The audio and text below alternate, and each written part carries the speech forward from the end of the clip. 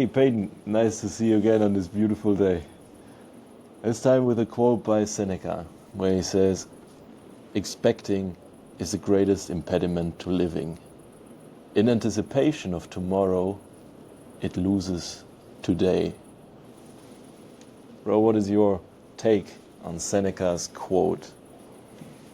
Bring it Yeah, I on. live this quote, and not in the good way, in the cover up today by thinking about tomorrow. This has been so much of what has been covering up my awareness, especially in recent weeks for me, and so definitely see the importance here. Maybe the fixing it is the hard part, but in terms of the situation itself, one that I've found myself in many times in my life, and one that is quite common to us humans, is that thinking about the future, plotting, anticipating, fearing, wanting, ruminating, all of these patterns in our brain, they can be self-reinforcing. They can be very repetitive. They can kind of lead us on and allure us down this path, this kind of winding road where always this next thought is whispering to us and telling us that, hey, check this out. This could be an opportunity. Or, hey, check this out. You might really want this. Or, hey, check this out. You might really fear this. There might be a big risk. There might be this conversation where you might feel this or that way. This could go really good or really bad depending on whether or not you've anticipated it sufficiently, whether or not you're prepared for every contingency, whether or not you have thought of everything. Are you going to get everything that you want? Are you sure? Are you going to avoid all of the things that you fear? Are you sure? What else might happen that might introduce the thing that you fear or that could provide the thing that you want? This is the voice in our head that can become nonstop, and it can absolutely drown out the subtler but richer and more balanced and more potentially peaceful experience that is available to us when we can see through this veil of thought that can cover up our awareness. What do you think about this habit of thinking for the future and how it affects our way of being? Yeah, man, that I have a similar take on this, and if you're constantly ruminating and are lost in thoughts, then obviously you lose your life, because life is what happens right now and here where you are.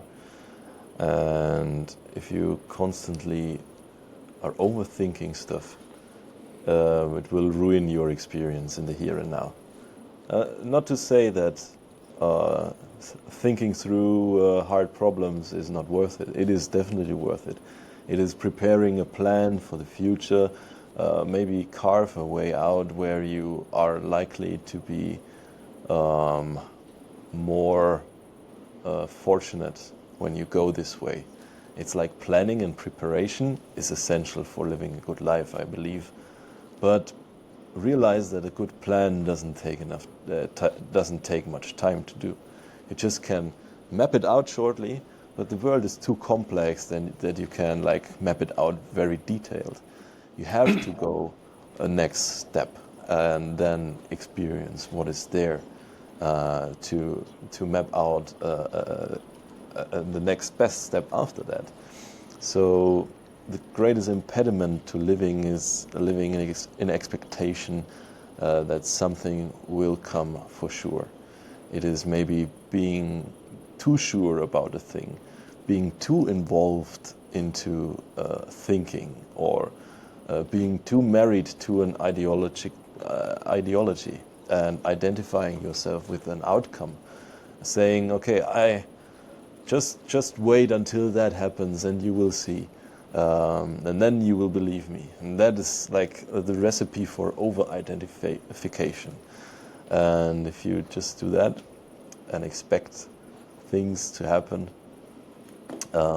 you won't experience your life right here, right now. Yeah. What are strategies, Payne? What kind of strategies can you think of that we can use to reduce living in the future or living in the past? Wonderful question. Yeah, and there are many, of course. And sometimes we need different ones. For me, I find that that the way of being, if I'm consumed by the future, is a certain kind of sickness of the mind, or a spiritual sickness, and it could have various forms living in the future. And so, finding the root cause of what is all this rooted in is oftentimes the first place where I need to start. Is this rooted in desire and craving? And I'm just so thirsty for something that I want that I'm consumed by all of the things that I must do to get it, or that I could do to get it, or all the things that are opportunities to get it. If I'm so consumed by what I don't want, by aversion, then I'm so consumed by all of the things that might happen in the future that I do not want, and what I may do to avoid them, all of the things that I fear and the risks. If I'm completely consumed by ego and pride, then perhaps it is a combination of the other two, as well as a sense of self-concern and all of the interactions and the people that I may see. And and all of these, they kind of point back to a posture of the mind, a default mode that we are in, or the default mode network in the end is oftentimes a Yeah. core part of this. I find that right now, for me, in thinking about the future and what is the root issue, and I've had all of these root issues, I know how all of them taste, and I've much experience blinding myself to the present with any kind of future rumination. But right now, the root issue for me is my posture and way of being toward, and this is just one way to think about it, but toward faith and trust in how things will go, versus a posture of wanting to control everything, wanting to think of everything, and ultimately, in a Christian framing at least, leaning on my own strength versus having faith in the universal nature to manifest whatever is destined for me.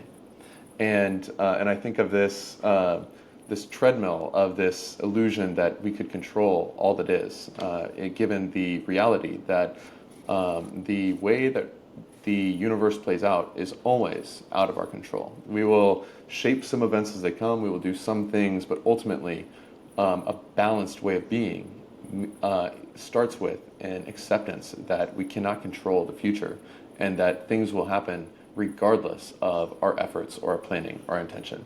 And I think of this saying in the Gospel of Thomas that kind of it always strikes me a bit. As Jesus said, there was a rich man who had much money. He said, "I shall put my money to use so that I may sow, reap, plant, and fill my storehouse with produce, with the result that I shall lack nothing."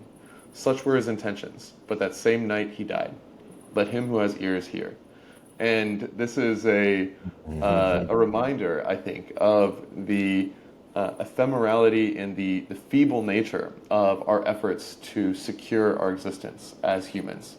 We want to put forth great effort, we want to think of all the things that there are to think about, and then we want to control them all, such that we accumulate an enduring, unchanging sense of security for ourselves, or an unchanging sense of having everything that we want, or this grasping onto possessions, or a state of being, or a lifestyle, or whatever, and we plot and we plot and we plot, and ultimately things are forever and always and inevitably outside of our control. We can shape some events, we can see cause and effect, and how we can be a part of the cause and how we can be a part of the effect, but always just a part, and always a part that is, in a sense, a fish in an ocean that is at any moment capable of getting caught up in a tidal wave, or encountering a bigger fish, or not finding something to eat, or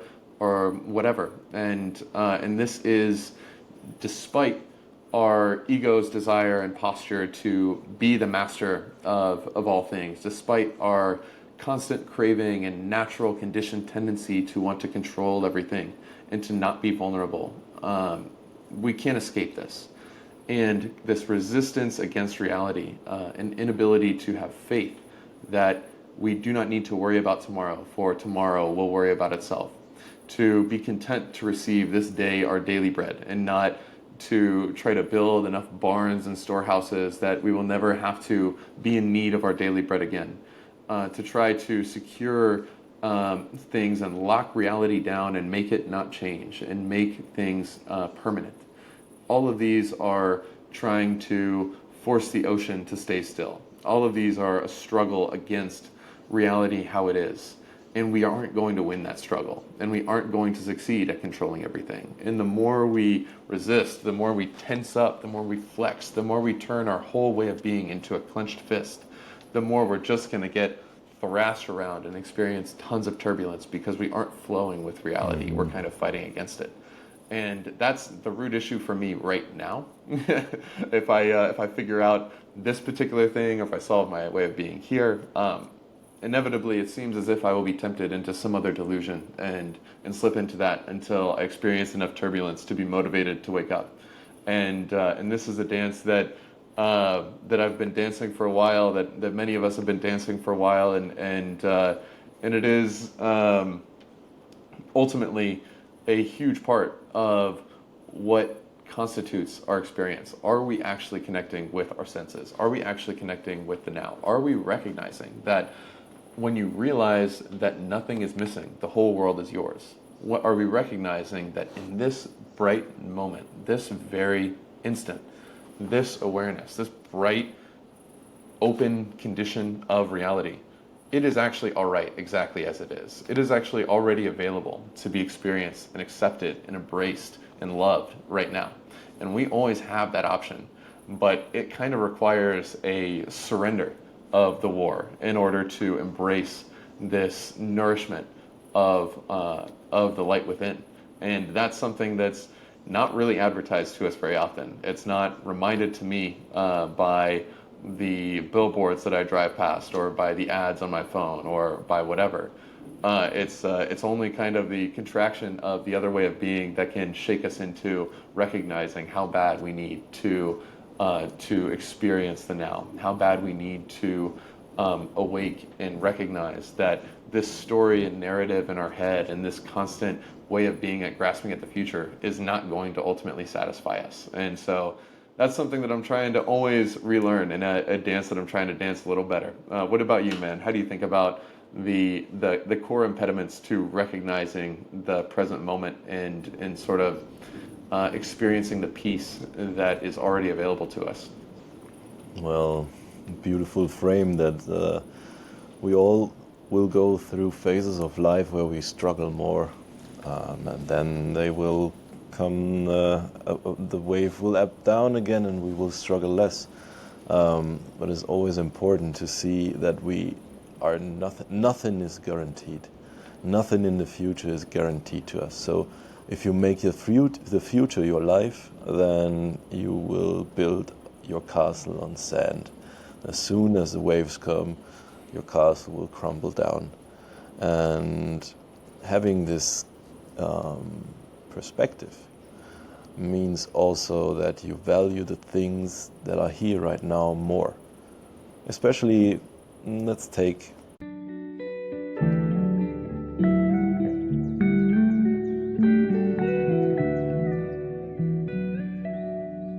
Well, man, my speaker is down, but I've learned to assume that it is on my end rather than cutting you off. But I appreciate you sharing those thoughts. Wonderful talking to you, and I'm hopeful that I'll be able to hear all that you just shared on the recording. I'm assuming that will be so.